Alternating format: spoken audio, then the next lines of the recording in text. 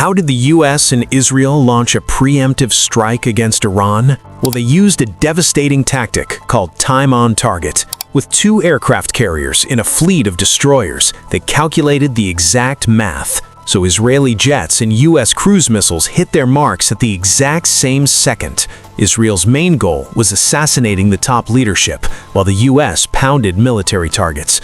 But why did Iranian air defenses fail to activate? Because the US fights using electronic warfare from space, sea, and air. They completely blinded the Iranian radar just as destroyers launched a swarm of cruise missiles to wipe out the anti-air systems.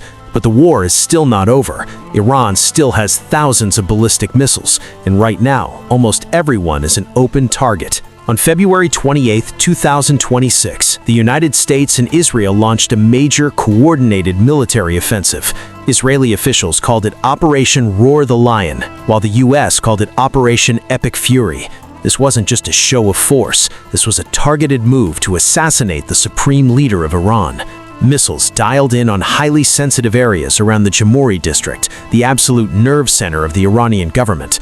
But conflicting reports emerged. Israel says the target was eliminated, while the Iranian military says he slipped away just before impact. Listen, that first wave was a perfectly synchronized, overwhelming assault designed to blind and deafen the regime all at once. They hit Karaj, ripping through critical aerospace hubs. Then Tehran rocked. They struck Qom, sending shockwaves through the ideological heart of the country. Missiles rained down on Kermanshah and Isfahan, the crown jewel of their nuclear program, just lit up the night sky. But how did they pull this off? They brought 2 massive floating cities to Iran's doorstep, the USS Abraham Lincoln in the Arabian Sea and the USS Gerald R. Ford in the Eastern Mediterranean. Military planners choreographed everything mathematically, so missiles from submarines, ships, and stealth bombers impacted at the exact same second Israeli jets dropped their guided bombs. The US military operates in a completely different league. They injected false data directly into Iranian radar screens and launched hundreds of tiny decoy drones. To a panicked radar operator, these looked exactly like a massive squadron of F-16s.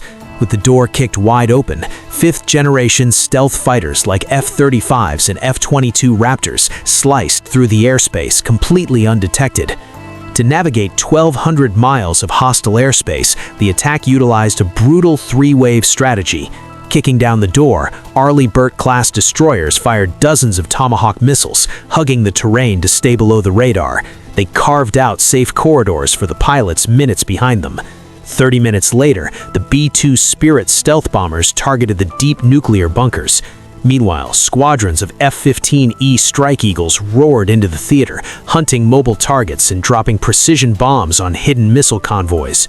2 hours in, the Navy's floating air bases launched Super Hornets every 30 seconds to destroy any surviving radars.